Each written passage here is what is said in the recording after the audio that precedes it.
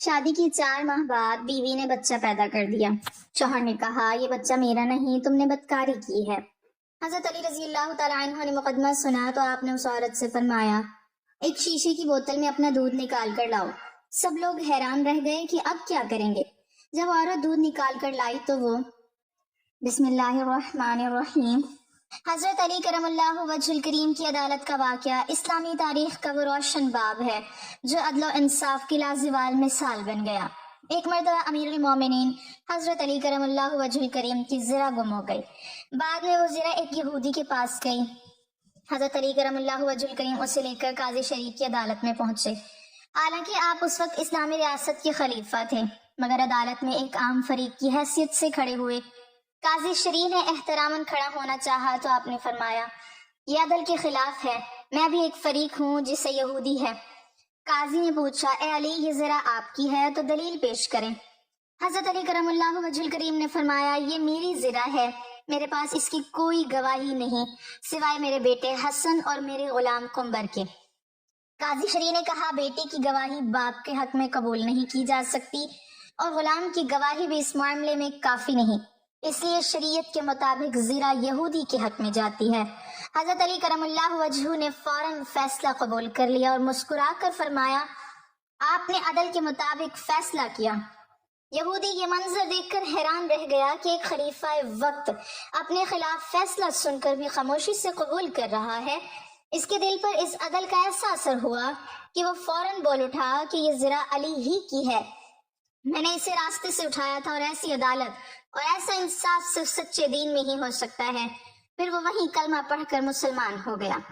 حضرت علی کرم اللہ وجہ نے نہ صرف زرہ اسے تحفے میں دے دی بلکہ اس کے حسن اسلام پر خوشی کا اظہار بھی کیا۔ یہ واقعہ ہمیں سکھاتا ہے کہ اسلام میں قانون سب کے لیے برابر ہے، چاہے وہ خلیفہ ہو یا ایک عام شہری، اور یہی وہ عدل ہے جس نے دلوں کو فتح کیا اور تاریخ کو روشن کر دیا۔ حضرت علی رضی اللہ تعالیٰ عنہ کا عدلیہ میں انصاف کا معیار بے مثال تھا اور ان کے فیصلوں میں ہمیشہ انصاف، توازن اور حقیقت پسندی کی جھلک نظر آتی تھی۔ آپ کے دور میں ایسے کئی واقعات ہوئے جن میں آپ نے اپنے عدلیہ کی غیر متزلزل بنیادوں پر فیصلے دیے جو آج بھی ہمیں عدلیہ کے اصولوں اور اخلاقی معیار کے بارے میں اہم سبق فراہم کرتے ہیں۔ ایک واقعہ جو حضرت علی رضی اللہ تعالیٰ عنہ کی عدلیہ کے فیصلوں کی عکاسی کرتا ہے وہ واقعہ قبیلہ بنو تمیم سے متعلق ہے۔ ایک دن حضرت علی رضی اللہ تعالیٰ عنہ کے پاس ایک مقدمہ پیش کیا گیا جس میں ایک لڑکے پر الزامات عائد کیے گئے کہ اس نے ایک مسلمان خاتون سے زنا کیا ہے۔ لڑکا ایک قبیلہ بنو تمیم کا رہائشی تھا اور یہ الزامات اس کے قبیلے کی عزت اور حیثیت کے لیے ایک سنگین معاملہ بن چکے تھے۔ لڑکی کا دفاع کرنے والے لوگ قبیلے کے بزرگ تھے اور ان کا کہنا تھا کہ لڑکا بے گناہ ہے، لیکن اس کے خلاف گواہ موجود تھے جو کہ اس کے جرم کے گواہ تھے۔ مقدمہ اس وجہ سے خاص تھا کیونکہ اس میں نہ صرف فرد کی عزت و آبرو کا سوال تھا بلکہ ایک پورے قبیلے کی عزت کا بھی معاملہ تھا۔ اگر یہ الزام سچ ثابت ہو جاتا تو نہ صرف لڑکے کی زندگی برباد ہو جاتی بلکہ اس کے پورے قبیلے کی عزت بھی داغدار ہو جاتی۔ دوسری طرف اگر یہ الزام جھوٹا تھا تو اس لڑکے کو بچانے کی ہر ممکن کوشش کرنا ضروری تھا۔ حضرت علی رضی اللہ تعالیٰ عنہ نے مقدمے کو غور سے سنا اور اس میں کچھ بنیادی سوالات کیے۔ انہوں نے سب سے پہلے لڑکی کے دفاع میں اٹھائے گئے نکات کو سنا اور پھر اس کے خلاف گواہی دینے والوں سے سوالات کیے۔ اس دوران حضرت علی رضی اللہ تعالیٰ عنہ نے عدالت میں اس بات کو واضح کیا کہ جب تک کوئی ثابت شدہ گناہ نہ ہو کوئی شخص مجرم نہیں مانا جا سکتا۔ آپ نے ایک اہم بات کہی، اگر کسی پر الزام عائد کیا جائے اور اس پر کوئی ٹھوس گواہی نہ ہو تو اس پر الزام عائد کرنے والے پر جھوٹ بولنے کا الزام عائد کیا جائے گا۔ حضرت علی رضی اللہ تعالیٰ عنہ نے اس مقدمے میں گواہوں کے بیانات کو جانچنے اور ان کی شہادتوں کو درست طریقے سے چھاننے کا عمل شروع کیا۔ آپ نے یہ فیصلہ کیا کہ گواہوں کی شہادتوں کا معائنہ کرنے کے بعد ان پر غور کیا جائے گا۔ حضرت علی رضی اللہ تعالیٰ عنہ نے گواہوں سے سوالات کرنے کے دوران یہ دریافت کیا کہ ان میں سے کچھ گواہ اس واقعے کو صرف سنی سنائی باتوں کی بنیاد پر پیش کر رہے تھے اور ان کے بیانات میں تضاد تھا۔ حضرت علی رضی اللہ تعالیٰ عنہ نے گواہوں کی شواہد کا مزید جائزہ لیا اور انہیں متنبہ کیا کہ جھوٹ بولنا نہ صرف ایک جرم ہے بلکہ اسلامی قوانین کے مطابق اس پر سخت سزا بھی دی جائے گی۔ حضرت علی رضی اللہ تعالیٰ عنہ نے اس فیصلے میں یہ بھی وضاحت کی کہ گواہ کے بیانات میں سچائی کا ہونا ضروری ہے۔ اس موقع پر حضرت علی نے کہا، اگر تم لوگوں کے بیانات میں سچائی ہے تو ہمیں اس پر یقین رکھنا چاہیے، اور اگر جھوٹ ہے تو یہ اللہ کے قانون کے مطابق جرم ہوگا۔ بالآخر حضرت علی رضی اللہ تعالیٰ عنہ نے گواہوں کی شہادتوں کو ضعیف پایا اور لڑکے پر عائد کیے گئے الزامات کو جھوٹا قرار دیا۔ آپ نے اس لڑکے کو بری کر دیا اور ان گواہوں کو سزا دینے کا حکم دیا جو جھوٹ بول کر کسی کی عزت پر حملہ کر رہے تھے۔ حضرت علی رضی اللہ تعالیٰ عنہ نے فرمایا کہ کسی کے خلاف جب تک سچی گواہی نہ ہو کسی پر الزام عائد نہیں کیا جا سکتا۔ اس فیصلے نے نہ صرف اس لڑکے کی عزت کو بحال کیا بلکہ پورے قبیلے کی عزت کو بھی بچا لیا۔ حضرت علی رضی اللہ تعالیٰ عنہ نے یہ ثابت کیا کہ انصاف کی بنیاد ہمیشہ سچائی پر ہونی چاہیے۔ کسی بھی الزامات کی سنجیدگی کو جانچنے کے لیے گواہی کی صداقت کی جانچ ضروری ہے۔ اس مقدمے میں گواہوں کی شہادتوں کو حقیقت کے مطابق جانچنے کی ضرورت تھی۔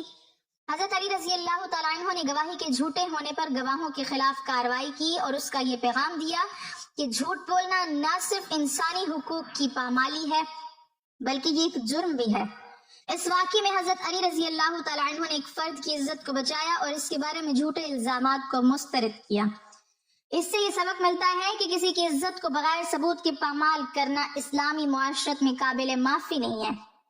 حضرت علی رضی اللہ تعالیٰ عنہ نے یہ بھی واضح کیا کہ جب تک کسی پر جرم کا ثابت شدہ ثبوت نہ ہو اس پر الزام نہیں لگایا جا سکتا۔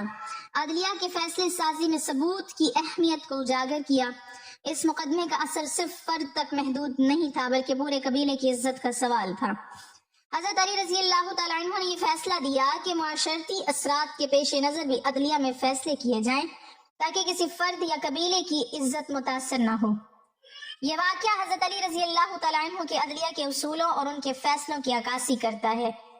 آپ کا یہ فیصلہ انصاف، حقیقت پسندی اور معاشرتی ذمہ داریوں کا بہترین نمونہ تھا۔ اس واقعے سے سبق یہ ملتا ہے کہ عدالت میں فیصلے کرتے وقت نہ صرف فرد کے حقوق کی حفاظت ضروری ہے بلکہ اس کے اثرات پورے معاشرے پر بھی مرتب ہوتے ہیں۔ حضرت علی رضی اللہ تعالیٰ عنہ نے ہمیشہ اس بات پر زور دیا کہ عدلیہ میں انصاف کی فراہمی میں کسی قسم کی رکاوٹ نہ آنے پائے اور اس کی بنیاد ہمیشہ سچائی اور تحقیق پر ہونی چاہیے۔ اس واقعے نے اسلامی عدلیہ میں انصاف کی طاقت کو اجاگر کیا اور حضرت علی رضی اللہ تعالیٰ عنہ کی حکمت اور عدلیہ کی اہمیت کو ہمیشہ کے لیے تاریخ میں زندہ کر دیا۔ ایک اور واقعہ جو حضرت علی کی عدالت میں پیش ہوا۔ واقعہ کچھ یوں ہے کہ شادی کے 6 ماہ بعد بچے کی پیدائش اور اس پر زنا کا الزام ایک سنگین مسئلہ تھا جس کا فیصلہ حضرت علی ابن ابی طالب رضی اللہ تعالیٰ عنہ کی بارگاہ میں ہوا۔ یہ واقعہ ایک تاریخی اور اہم واقعہ ہے جس میں حضرت علی رضی اللہ تعالیٰ عنہ نے انصاف کا اعلیٰ معیار قائم کیا اور اس کے ذریعے اسلامی معاشرت میں عدلیہ کی اہمیت اور اس کے اصولوں کو واضح کیا۔ اس واقعے میں مقدمے کی حقیقت اور اس کے پیچھے چھپی ہوئی حکمت کو سمجھنا ضروری ہے۔ یہ واقعہ ایک چھوٹے سے قصبے میں پیش آیا جہاں ایک عورت نے شادی کے 6 ماہ بعد بچے کو جنم دیا۔ اس بچے کی پیدائش کے بعد اس پر زنا کا الزام لگایا گیا۔ شوہر جس سے اس کی شادی ہوئی تھی اسے یہ الزام درست نہیں سمجھا اور یہ مقدمہ حضرت علی رضی اللہ تعالیٰ عنہ کے پاس پیش کیا گیا تاکہ فیصلہ کیا جا سکے۔ ایک روز ایک شخص حضرت علی رضی اللہ تعالیٰ عنہ کی بارگاہ میں آیا اور اس نے اپنے مقدمے کی تفصیلات بیان کی۔ مقدمہ تھا کہ ایک عورت نے اپنے شوہر کے ساتھ شادی کے 6 ماہ بعد بچے کو جنم دیا۔ اس پر الزامات لگائے گئے کہ اس نے اپنے شوہر کے علاوہ کسی اور کے ساتھ تعلقات قائم کیے ہیں۔ اس الزام کے پیچھے کی دلیل تھی کہ بچے کی پیدائش سے شادی کے 6 ماہ بعد ہوئی ہے اور اسلام میں بچے کی پیدائش کی مدت عموماً 9 ماہ ہوتی ہے، اس لیے اسے زنا کا نتیجہ سمجھا گیا۔ حضرت علی رضی اللہ تعالیٰ عنہ اسلامی تاریخ کے سب سے عظیم فقیہوں میں سے تھے اور ان کی عدالت میں فیصلے ہمیشہ انصاف اور حکمت کی بنیاد پر ہوتے تھے۔ حضرت علی رضی اللہ تعالیٰ عنہ نے اس مقدمے کی نوعیت کو سمجھا اور اس پر گہری سوچ بچار کی۔ ان کا فیصلہ اس وقت کے معاشرتی اصولوں کے مطابق نہ صرف ایک عادلانہ فیصلہ تھا بلکہ اس میں اسلامی قوانین اور اخلاقیات کی جھلک بھی نظر آتی ہے۔ حضرت علی رضی اللہ تعالیٰ عنہ نے مقدمے کی ابتدا میں اس عورت سے پوچھا کہ آیا وہ واقعی اپنے شوہر کے ساتھ 6 ماہ قبل شادی کر کے بچے کی ماں بنی ہے؟ اس عورت نے سر جھکاتے ہوئے کہا، جی ہاں حضرت علی، میں نے اپنے شوہر سے شادی کی تھی اور اب 6 ماہ بعد بچے کو جنم دیا ہے۔ حضرت علی رضی اللہ تعالیٰ عنہ نے اس کی بات پر کچھ نہیں کہا مگر سوالات کی ایک اور لہر شروع کی۔ حضرت علی رضی اللہ تعالیٰ عنہ نے اس مقدمے کی نوعیت کو سمجھتے ہوئے سب سے پہلے اس بات کو واضح کیا کہ زنا کا الزام لگانے سے پہلے اس بات کا جائزہ لینا ضروری ہے کہ بچے کی پیدائش کا وقت کیا ہے۔ اسلام میں بچے کی مدت حمل 9 ماہ ہوتی ہے اور 6 ماہ بعد بچے کی پیدائش غیر متوقع اور غیر معمولی تھی، لیکن حضرت علی رضی اللہ تعالیٰ عنہ نے اس بات کو نظر انداز کرتے ہوئے اس حقیقت کو تسلیم کیا کہ بعض اوقات قدرتی حالات میں کچھ ایسی تبدیلیاں آ سکتی ہیں جو انسانوں کی مرضی یا اختیار سے باہر ہوتی ہیں۔ حضرت علی رضی اللہ تعالیٰ عنہ نے اس مقدمے کی قانونی بنیاد کو مضبوط کرنے کے لیے سوالات کیے تاکہ ان الزامات کے بارے میں مکمل طور پر واضح ہو جائے۔ انہوں نے عورت سے کہا کہ اس کا شوہر اس کے ساتھ کتنا وقت گزارا تھا اور کیا وہ شادی کے دوران اس کے ساتھ رہا یا نہیں۔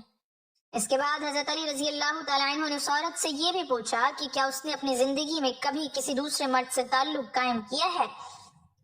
عورت نے ان سوالات کا جواب مثبت میں دیا اور کہا کہ اس کا شوہر ہمیشہ اس کے ساتھ رہا اور اس نے کسی اور سے تعلق قائم نہیں کیا۔ حضرت علی رضی اللہ تعالیٰ عنہ نے اس کیس کی تفصیلات کو غور سے سنا اور اس میں ایک اہم اصول کی بنیاد رکھی کہ کسی شخص کے بغیر ٹھوس ثبوت یا دلیل کے الزامات عائد نہیں کیے جا سکتے۔ حضرت علی رضی اللہ تعالیٰ عنہ نے اسلامی عدلیہ کے اصولوں کے تحت یہ فیصلہ کیا کہ اگر بچے کی پیدائش کے بعد اس کی بچیت کی تاریخ میں کوئی تنازع ہے تو اس کے حوالے سے مزید تحقیقات کی ضرورت ہے۔